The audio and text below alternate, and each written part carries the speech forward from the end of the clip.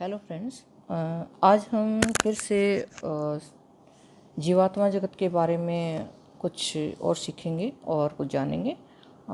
तो विस्पी और रतु ने जीवात्मा जगत से माँ को श्रीमती कपाड़िया के माध्यम से खौर्शेद जी के बच्चों ने संपर्क किया और उन्होंने माँ को एकाग्र और शांत होने का परामर्श दिया। और अब हम आगे जानेंगे। तो अगले ही कुछ महीने में खौर्शेद और रूमी जी ने अपने बेटों की मदद से, यानी जीवात्मा जगत से बेटों ने उनकी मदद की और उनकी मदद से पूर्ण एकाग्र और शांत होने की क्षमता विकसित कर ली। ये इतना आसान नहीं है, लेकिन उनके बच्चों ने वहाँ से मदद की तो थोड़ा जल्दी हो पाया, जिससे उनका अपने बेटों के साथ स्वयं लेखन, यानी कि आप कलम पकड़कर बैठ जाते हैं कागज़ लेकर, और जो जीवात्मा जगत से जो आत्मा है वो मतलब उनका हाथ चलाती हैं और अपने आप लिखा जाता है। ये होता है स्वयं लेखन।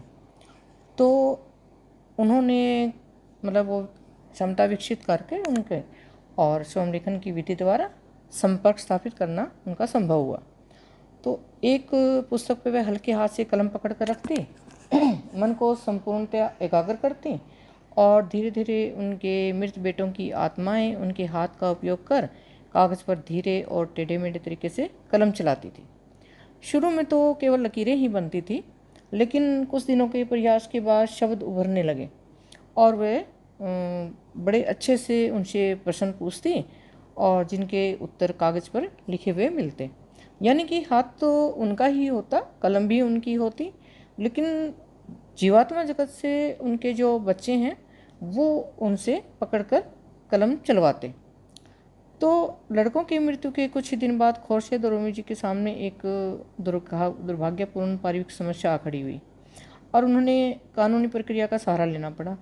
कुछ वकीलों की सलाह के विपरीत, जिनका कहना था कि उन्हें केस नहीं लड़ना चाहिए। तो खौर्शेद जी ने इस वकील का चयन किया। उनके जो बेटे थे सॉरी जिनकी सलाह उनके मृत बेटों ने अपने उसके जरिए दी। आश्चर्यजनक रूप से विरोधाभासों के विपरीत मुकदमे का फैसला उनके पक्ष में हुआ और यहाँ इस बात का एक सबूत था कि भावनगरी दंपत्ति को सचमुच मार्गदर्शन और सुरक्षा प्राप्त थे।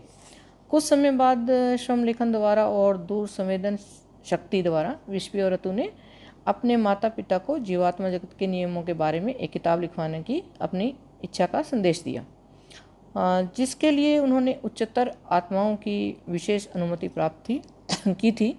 उनका विचार था कि पृथ्वीवासियों के लिए ऐसी किताब बहुत उपयोगी होगी जिसमें ईश्वर और जीवात्मा जगत के नियमों के बारे में जानेंगे और अगर वे उन नियमों का पालन करेंगे तो उनकी आध्यात्मिक उन्नति होगी। ये विस्पी और रतु की इच्छा थी कि किताब लिखवाकर उसे प्रकाशित कर उसका बड़े पैमाने पर वितरण किया जाए। बहरहाल विस्पी और रतु का मत स्पष्ट था और उनकी शिक्षा और मान्यताओं से सहमत होने के लिए किसी को बाध्य नहीं किया जाए। दोस्तों, यहाँ तक कि अजनबियों ने भी जब खौर्शेद जी के अपने बेटों के साथ संपर्क के बारे में सुना तो वे बड़ी संख्या में भावनगरी दंपत्ति के घर पर जुटने लगे। खौर्शेद और रूमी जी धीरे धीरे महसूस करने लगे कि निस्वार्थ भावना रखकर दूसरों के दुख को कम करने से उनके अपने दुख बहुत हद तक कम होने लगे थे। बेटों की मृत्यु के बाद उनके दुखी मन को इस तरह राहत मिली। उन्होंने युवा और वृद्ध दोनों का मार्गदर्शन किया और उन्हें सांत्वना दी। अपनी कहानी सुनाकर उन्होंने अपनी तरह प्रियजनों के वियोग में तड़पते लोगों को उदासी और निराश होकर टूटने से बचाया। नशे की लत से लेकर शारीरिक यंत्रणा तक की समस्याओं के लिए उन्होंने लोगों को परामर्श दिया, लेकिन अंततः उन्होंने उन लोगों की आत्माओं को राहत पहुंचाई जिसमें आध्यात्मिक ज्ञान की असली प्यास थी, जो सही मायने में आत्मिक रूप से उन्नति चाहते थे। लोग उनके सामने आध्यात्मिक और व्यक्तिगत दोनों तरह के सवाल रखते थे। ऐसे बहुत सारे सवाल इस किताब में दिए गए हैं, जो हम आगे भी इसके बारे में चर्चा करेंगे। तो इसमें यह है कि जीवात्मा जगत में कोई विशेष धर्म नहीं होता, इसलिए किसी धर्म विशेष से संबंधित मतलब नहीं वो करना चाहिए कि ये उस धर्म का है, ये मैं इस धर्म का हूँ।